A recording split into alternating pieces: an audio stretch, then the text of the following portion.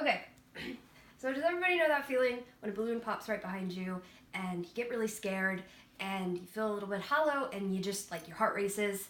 That terrible feeling of just complete, like, what the heck just happened? That's kind of how anxiety feels, but, like, a lot worse. I've had it my whole life, and the worst thing in the world is speeches, especially in school. Because even though I knew my classmates, like I know all you, it just feels different when you're talking at people instead of with them. So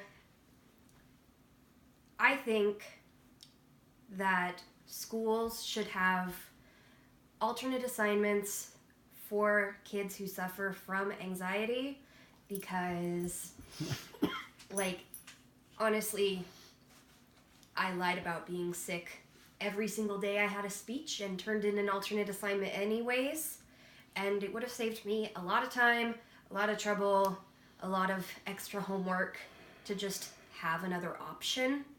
And it's not even hard. It could be something like a video in a more comfortable space, or even a paper that has all the same points, or just smaller groups. Like, just, there are so many other options instead of standing in front of a class of people you don't really know, you just interact with sometimes, and talking about yourself and your problems or something you half researched and are trying to get a good grade for. So there was this lady named Sylvia Helbig-Lang, and she did a study with 62 people who suffered from a generalized anxiety disorder and 72 people who didn't.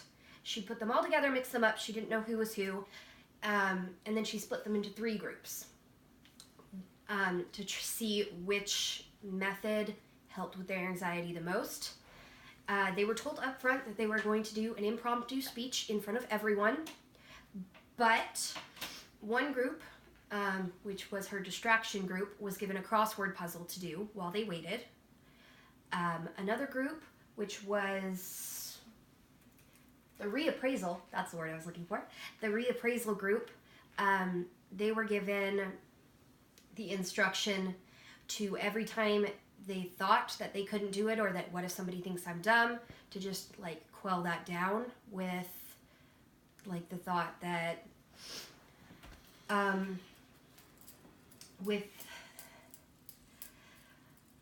that everything will be okay, and to just focus on that, like, empathetic thought towards yourself.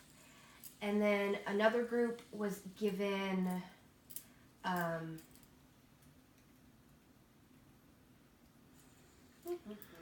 the acceptance strategy. I don't know why I'm forgetting these words. The acceptance strategy, which was basically just to monitor your own feelings. Don't tame them down. Don't do anything. Just, like, be more aware of how you're feeling in that moment. And after this experiment, they weren't told the topic of their speech until everyone was back in the same room, and then they just started. So you had no prep time, no anything. And they found that the reappraisal, which was telling yourself that, you know, they're not going to judge you, they probably don't care about what you're saying that much anyways, enough to judge you, just to calm yourself down a little bit, was the most effective to dealing with anxiety. But distraction and acceptance, they didn't work as well. Distraction helped initially, but once it set in and they got on the stage, I'm not allowed to say shit show, but that's what it was. Because their anxiety just set in and it didn't actually help. In the classroom setting, lots of kids are now being told to take their tests with one of these little fidget spinners. You've probably seen them from the internet. And you all have children, so you've probably heard of them. But this is very distracting to other learners. Because even if I'm taking a test and this calms me down, because it's focusing on something else, which is kind of a distraction. It could be really problematic for the kid sitting next to me who's driven crazy by this tiny, tiny sound of me hitting this plastic thing. So we should all, since you all have children, you should like talk to their teachers and just put it in their minds, because I think some teachers don't even think about it, that some kids could be suffering just from everyday tasks that other kids don't think twice about. You should talk to all your kids' teachers, because anxiety is a real thing and it is a real problem, and it's distracting to everybody, especially the person dealing with it.